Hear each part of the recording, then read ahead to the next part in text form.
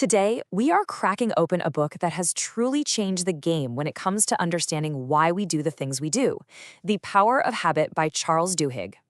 We are about to pull back the curtain on a hidden force that quietly runs your life. And stick with me because by the time we're done here, you'll know exactly how to become the architect of your own habits. So let me ask you a question. When you woke up this morning, what was the very first thing you did? Did you check your phone? Stumble to the coffee machine? Jump in the shower? Whatever it was, chances are you didn't really think about it. And that's the whole point. So much of our lives are run by these invisible scripts, these forces we don't even notice. To really see how deep this goes, I want to tell you a story from the book about a woman named Lisa Allen. When researchers first met her, her life honestly felt like it was in a freefall. She was significantly overweight, she'd been smoking a pack a day since she was a teenager, and she was buried in debt, bouncing from job to job. But then, you fast forward just a few years, and you're looking at a completely different person. I mean, a total 180. She's fit, she looks years younger, she's run a marathon, and she's thriving in a career she's held for years. She completely turned her life around. So, what gives? How does that even happen? Was it some miracle? Did she suddenly develop superhuman willpower? Nope, not even close. The answer is actually way more interesting. It's a hidden pattern, a simple little loop in our brains that quietly governs everything. And I promise you, by the end of this, you'll know exactly what it is and how to use it for yourself. All right, so here's our game plan. First, we'll talk about the hidden force of habits. Then we'll get into the science of what's called the habit loop. After that, the golden rule of change. This is huge. Then the secret of keystone habits. And finally, we'll wrap it all up with a practical action plan you can use right away. Okay, let's jump in. The hidden force of habits. I want you to really let this sink in. Researchers estimate that more than 40% of the actions you take every single day aren't actual conscious decisions. They're habits. Just think about that. Nearly half of your day is you running on autopilot. So what even is a habit? Well, Duhigg puts it simply. It's a choice we made on purpose at some point, and then we just stopped thinking about it, but we kept doing it. See, our brains are fundamentally lazy, in a good way.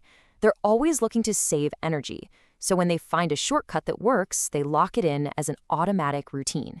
That's why you can back your car out of the driveway while planning your entire day. Your brain's got the driving part on lockdown. So how does your brain actually build one of these automatic routines? Well, this is where it gets really cool. Years of research have basically boiled it all down to a simple three-part process. Duhigg calls it the habit loop. Every single one of your habits, the good, the bad, the ugly, they all follow this exact same pattern. It starts with a cue, that's the trigger. It could be a time of day, a certain place, an emotion, anything. That cue triggers the routine, which is the habit itself. And then comes the most important part, the reward. The reward is what tells your brain, hey, that was good, let's remember this for later. So, cue, routine, reward. That's it. It's simple, but it is incredibly powerful. And if you want to know just how powerful this loop is, get this. The book tells the unbelievable story of Eugene, a man who had such severe amnesia he couldn't form new memories. He didn't know how old he was, he couldn't remember his doctor's name from one minute to the next. And yet, researchers were able to teach him a new habit. They taught him how to find the kitchen from the living room. He never remembered learning it, but every time, like clockwork, he'd get up and walk right to the kitchen. It proved that habits live in a part of our brain that's totally separate from conscious thought. It's wild. Okay, so if these loops are running so deep in our brains, completely on autopilot, does that mean we're just stuck with the bad ones? You know, how on earth can we possibly change them? Well, this brings us to what I think is the most powerful idea in the whole book. It's called the golden rule of change. And the rule is this: you can't just erase a bad habit. It doesn't work that way. The pathway in your brain is too strong. Instead, you have to hijack the loop. You keep the old cue, you keep the old reward, but you consciously jam a new routine in the middle. Let's make this real. Say you have a habit of eating a cookie every afternoon around 3 p.m. The cue is that afternoon slump, right? The routine is getting the cookie. But what's the reward you're really after? Maybe you experiment and you realize it's not the cookie itself, it's the 10-minute break and chatting with coworkers. That's the real craving. So you keep the cue, the 3 p.m. slump, you keep the reward, the social break, but you change the routine. Instead of getting a cookie, you go chat with a friend for 10 minutes. Same cue, same reward, new routine.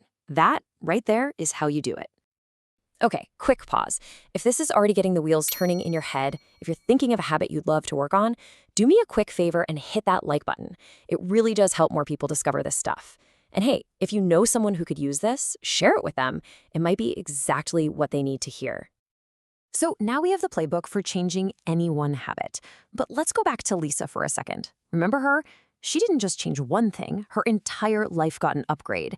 And that's because she stumbled onto something Duhigg calls a keystone habit. A keystone habit is like the first domino in a long line. It's one core habit that when you change it, sets off a chain reaction and starts to fix other, totally unrelated parts of your life. For Lisa, that first domino was quitting smoking.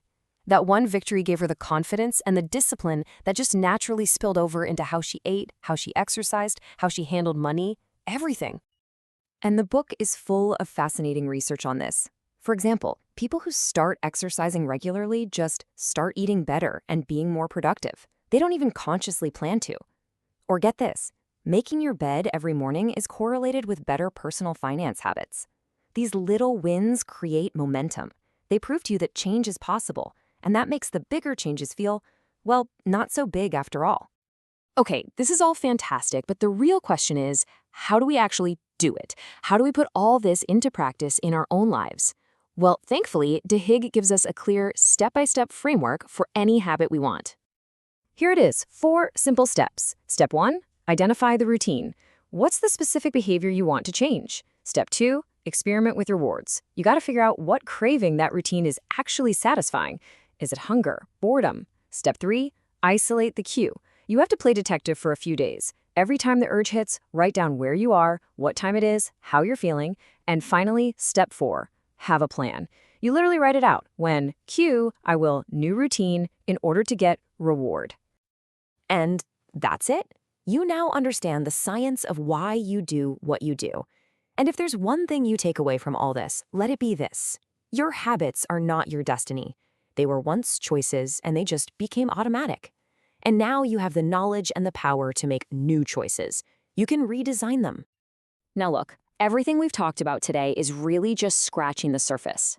The full book is packed with mind-blowing stories, like how Target can figure out a customer is pregnant before their own family knows, or how major companies build willpower in their employees.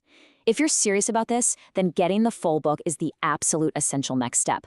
I've made it easy for you. The link is right there in the description. So that leaves us with just one final question.